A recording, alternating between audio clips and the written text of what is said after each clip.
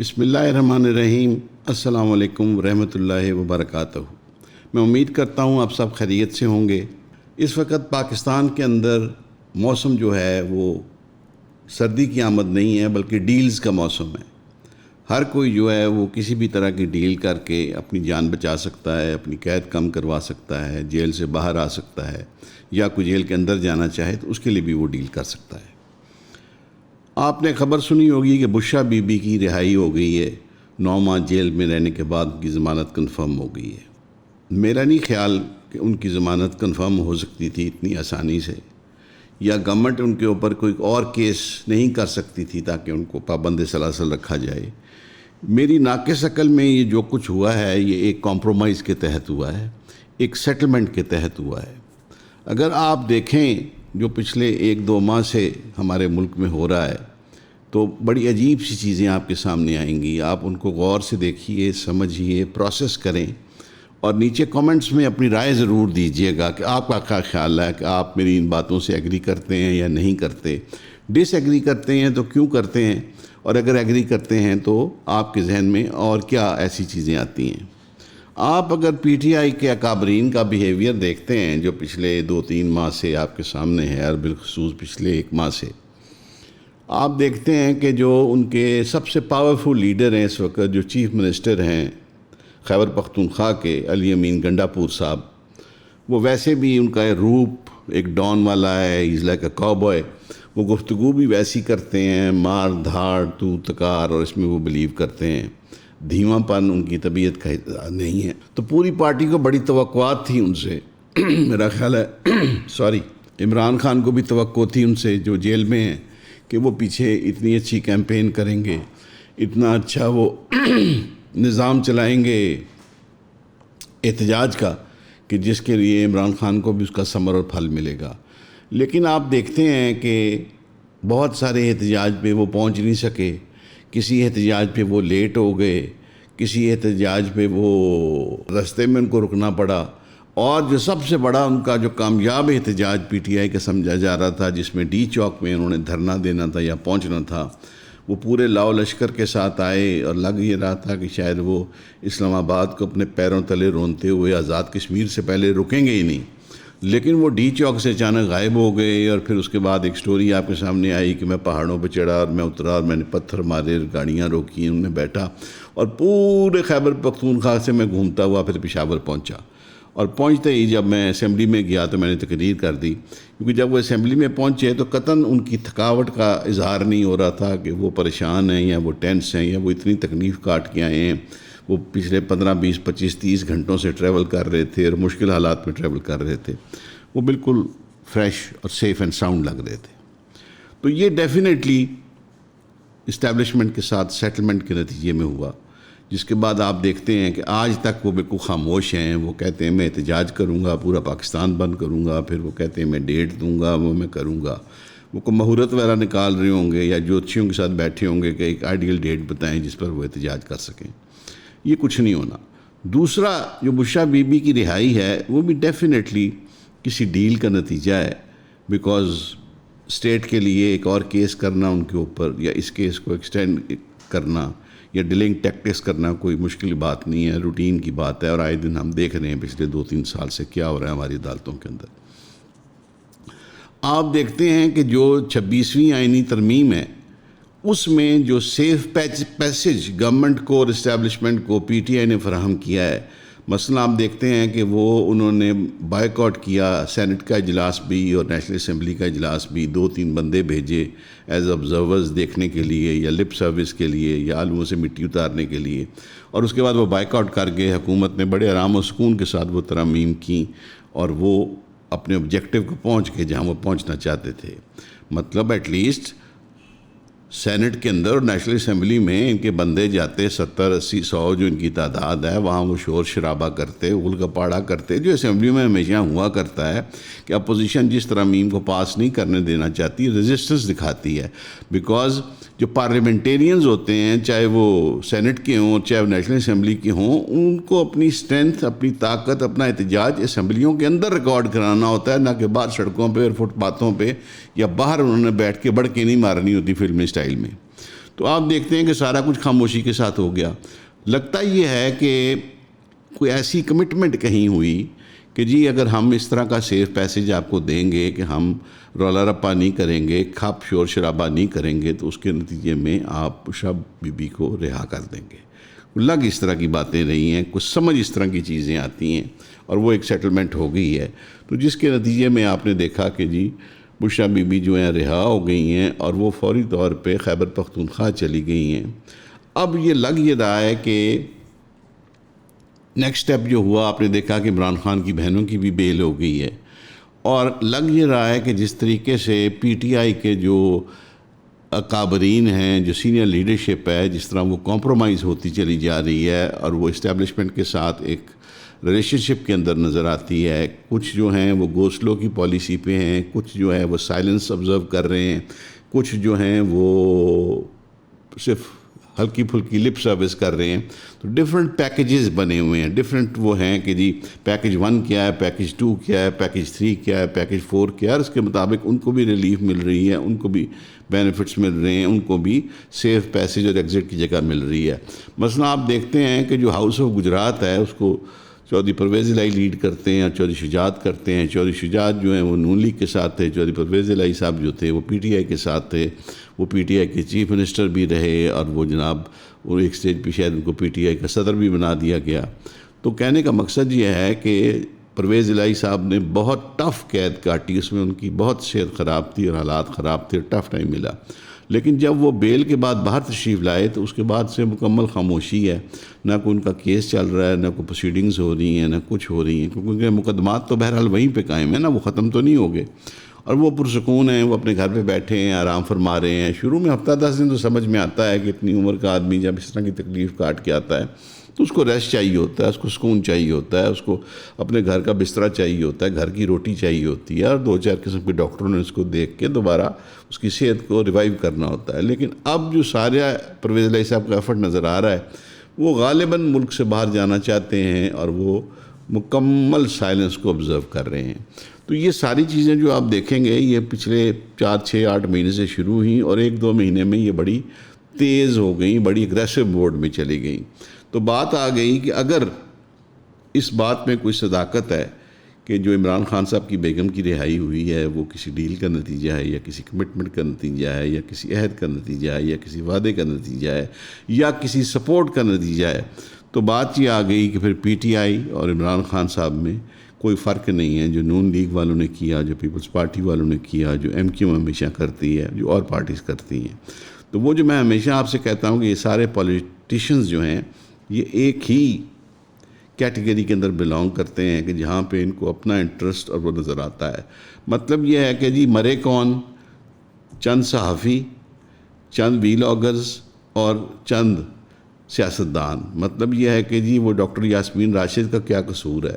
وہ 70 سال پلس کی خاتون ہیں, کینسر سے ریکور کر رہی ہیں, ان کو چلنا مشکل ہے, اور وہ اس گرمی میں اس سردی میں وہ جیل کاٹ رہی ہیں, اور وہ وہیں پہ ہی ہیں. ان کا باہر نکلنا مشکل یا کم از کم ناممکن نظر آ رہا ہے. 2-3 اور پولیٹیشنز ہیں,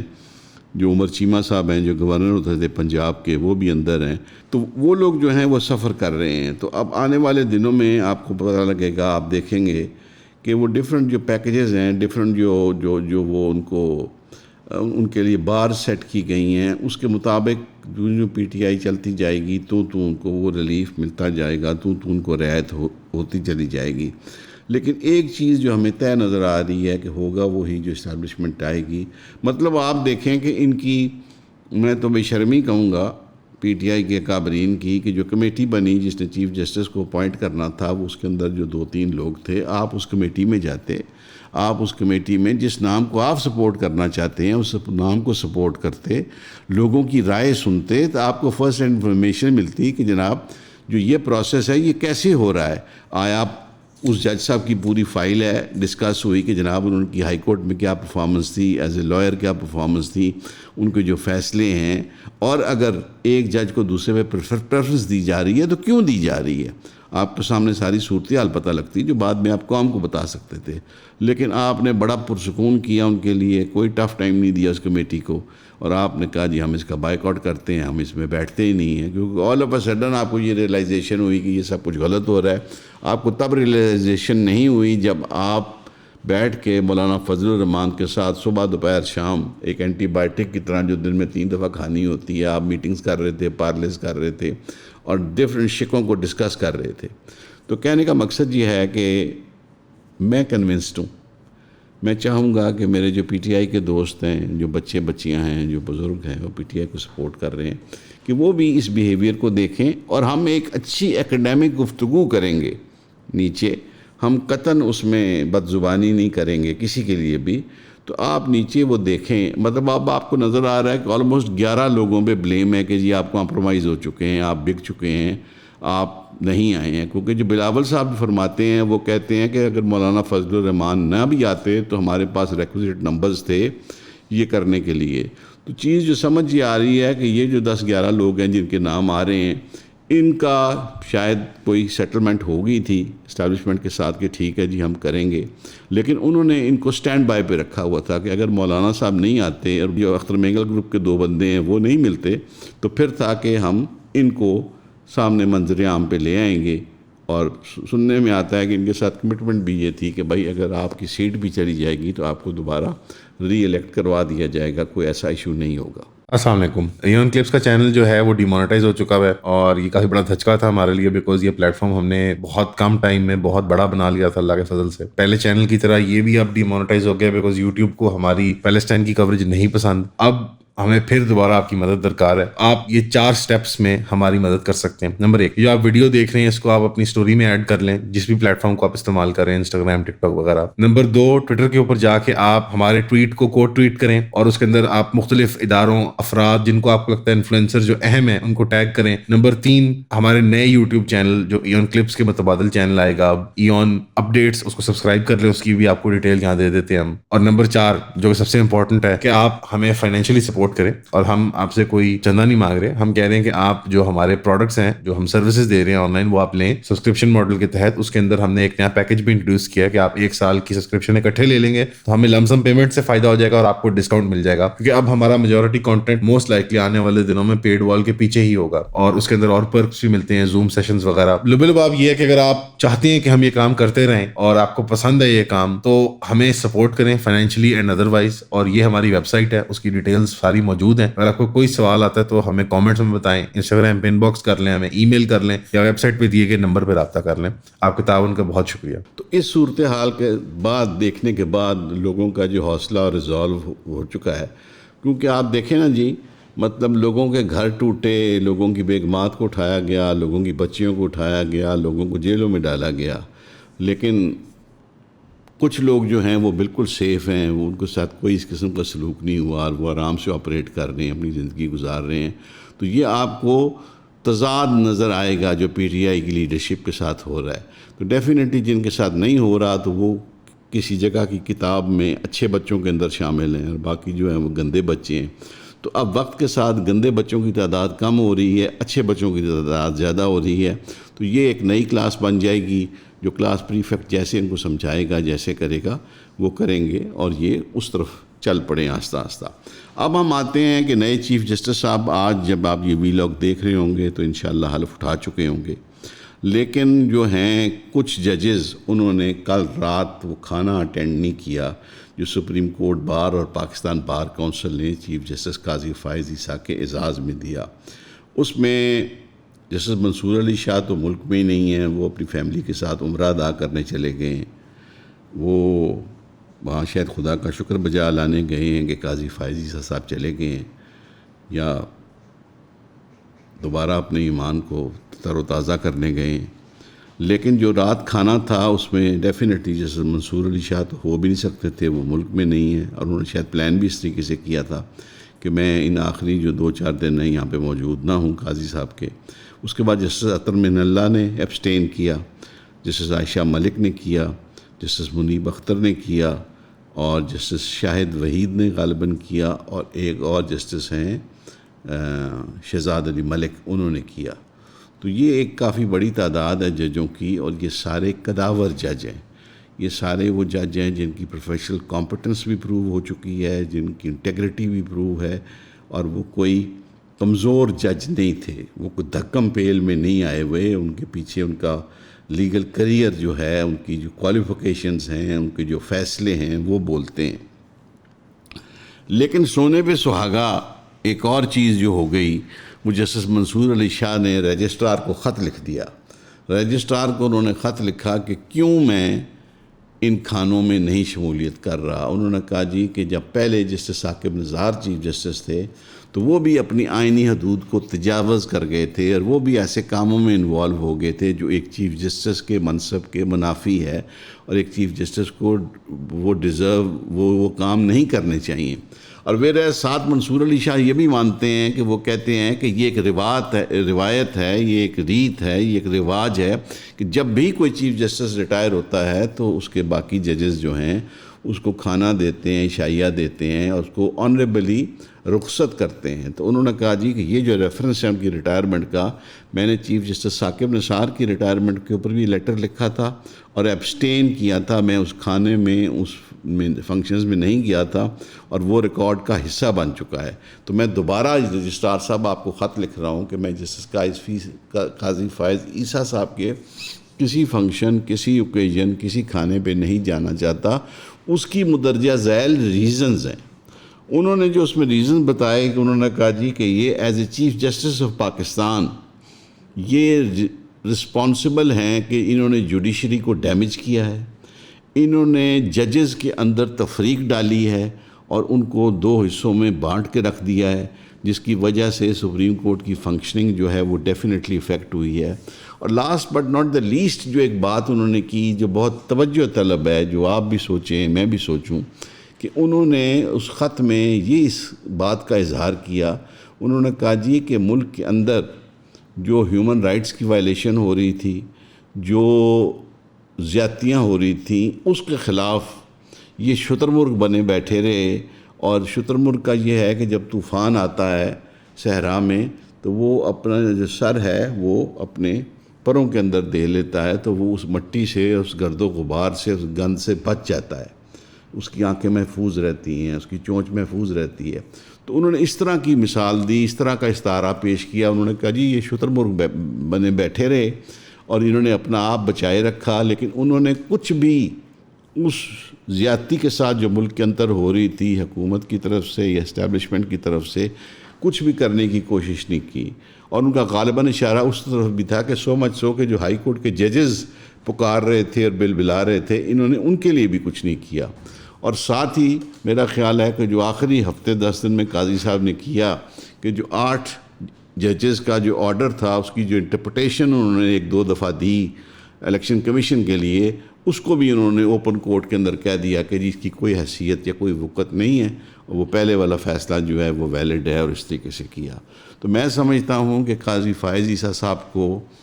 بہت ہی ان سیریمونیس ایگزٹ ملا ہے، اور میرا نہیں خیال کہ وہ بہت زیادہ پاپولر ججز ہوں گے. میں نے ایک شادی کی دعوت میں اپنی آنکھوں سے دیکھا کہ چیف جسٹس ثاقب نثار صاحب بالکل ایک سائڈ پہ پیچھے کھڑے تھے، اور اس میں بہت سارے ہائی کورٹ کے ججز اور سپریم کورٹ کے ججز اس شادی کے اندر تھے، اور کوئی ان کو نہیں پوچھ رہا تھا، کوئی ان کے قریب نہیں جا رہا تھا. بڑے سینئر وکلاء وہاں موجود تھے. تو کہنے کا مقصد یہ ہے کہ آپ جس طرح کے کام کرتے ہیں، اگر آپ کو کوئی مالی یا آپ کے عہدے کو نقصان نہ پہنچ سکے، لیکن ایٹ لیسٹ جو جنرل عوام الناس ہے وہ اس قسم کا ڈسپلیئر آپ کو ضرور دیتی ہے، وہ اس قسم کی ڈسرسپیکٹ آپ کو ضرور دیکھتی ہے. آپ نے کئی دفعہ دیکھا کہ چودھری افتخار صاحب جب بیرون ملک تھے تو کچھ لوگ ان کو برا بھلا کہہ رہے ہیں، اس طرح کی بھی ویڈیوز آئیں. اور آپ کہیں نہیں سنیں گے، کسی فنکشن میں نہیں سنیں گے،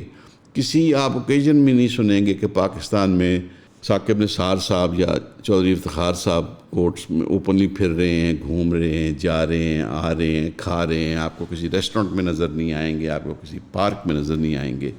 تو میرا یہ خیال ہے کہ قاضی فائز عیسیٰ صاحب نے بھی یہی راستہ اپنایا، یہی راستہ چنا، اور وہ شاید یہ فورسی نہیں کر سکے کہ جو میرے پہلے پریڈیسیسرز ایسا کام کر گئے ہیں جو ان کی مقبولیت کا گراف نہ صرف نیچے گیا بلکہ منفی کے اندر چلا گیا، تو میں بھی شاید اسی راستے کے اوپر ہوں۔ میں سمجھتا ہوں کہ یہ جو مثالیں قائم ہو رہی ہیں یہ آنے والے چیف جسٹس ہز لارڈشپ یحییٰ آفریدی صاحب کے لیے ایک پریشر ہوگا، ایک دباؤ ہوگا ان کے اوپر، اور میرا یہ خیال ہے اور مجھے یقین کامل ہے، آئی ایم ویری کانفیڈنٹ کہ جو ہسٹری ہے، جو قابلیت ہے جسٹس یحییٰ آفریدی صاحب کی، وہ ڈیفینیٹلی سرپرائزز دیں گے آنے والے دنوں میں اور ماہ و سال کے اندر، اور قطعاً وہ حکومت کے لیے کوئی ایزی رائڈ یا ایزی راستہ جو ہے وہ نہیں ہوگا۔ دوسری ایک اچھی چیز ہوئی ہے کہ ایک عام تاثر دیا جا رہا تھا کہ زیادہ نہیں تو کم از کم یہ 2 ججز جن کی سینیورٹی وائلیٹ ہو گئی ہے یہ ریزائن کر دیں گے، اور شاید ایک لنگر گپ چل رہی تھی کہ جی سپریم کورٹ کے 5-6 ججز ریزائن کریں گے اگر یہ آئینی ترامیم ہو گئی، اور ہائی کورٹ کے بھی ججز کریں گے۔ But I think the good thing is کہ یہ جو 4-5 بڑے جید، قابل اور کمپیٹنٹ ججز ہیں، جن کی انٹیگریٹی بھی اسٹیبلشڈ ہے، جن کی قابلیت میں بھی کوئی شک نہیں ہے، ان کے پاس اعلیٰ تعلیم بھی موجود ہے، ان کے فیصلے بولتے ہیں، وہ سپریم کورٹ کے اندر ہی ہیں۔ تو آنے والے دنوں میں ہم دیکھیں گے کہ ہمارا سپریم کورٹ کیسے چلتا ہے۔ اس پہ اور جو پہلے میرا ایک اسیسمنٹ ہے، جو میرا خیال ہے، جو میرا خدشہ ہے، جو خاصا یقین کی طرف ہے کہ پی ٹی آئی نے ڈفرینٹ ڈیلز کی ہیں جس کی وجہ سے یہ جو پرویز الہی صاحب خاموش ہیں اور ملک سے باہر جا رہے ہیں، گنڈا پور صاحب ایسے ہی لپ سروس کرتے ہیں، بڑکے مارتے ہیں، پردے کے پیچھے کچھ بھی نہیں ہو رہا ہوتا۔ تو اس پہ آپ نے نیچے بات چیت کر رہی ہیں، لیکن آپ سے ایک وعدہ ہے، ایک عہد ہے، اور آپ ہمیشہ اس کو پازیٹیولی رسپونڈ کرتے ہیں کہ ہماری گفتگو جو ہے وہ ڈیسنٹ الفاظ میں ہوگی، ہم کوئی برا بھلا نہیں کہیں گے کسی انڈیویجول کو، کسی ادارے کو یا کچھ۔ آپ کی رائے میری رائے سے مختلف ہو سکتی ہے، نیچے جو لوگ رائے دیں گے ان کی ایک دوسرے سے رائے مختلف ہو سکتی ہے، لیکن پلیز ہم کوئی الجھاؤ اور کلیش کا راستہ نہیں اپنائیں گے۔ ہمیشہ کی طرح آپ سے ایک ریکویسٹ ہے کہ کائنڈلی ہمارا چینل سبسکرائب کریں، ہماری ویڈیوز اگر آپ کو پسند آتی ہیں تو لائک بھی کیا کریں، بہت حوصلہ افزائی ہوتی ہے، اور تیسرا کائنڈلی اس کو شیئر کریں، اور جب آپ سبسکرائب کر رہے ہوں تو بیل آئیکن کو دبائیں، وہ گھنٹی کو ٹن کی جو آواز ہوتی ہے، تاکہ جب یہ ویڈیوز آپ تک پہنچیں تو آپ کو ایک نوٹیفیکیشن بھی آ جائے تو آپ ان کو جلد از جلد دیکھ سکیں، ورنہ وہ اتنا زیادہ میٹیریل آ رہا ہوتا ہے سیل فونز کے اوپر، اور آپ کے ڈیفرنٹ چینلز جو آپ نے سبسکرائب کیے ہوتے ہیں کہ وہ نیچے چلا جاتا ہے اور آپ کا مس ہونے کا چانس ہے اس ویڈیو کا۔ ہمیشہ کی طرح آپ کے پیار، آپ کی محبت، آپ کی توجہ کا بہت شکریہ۔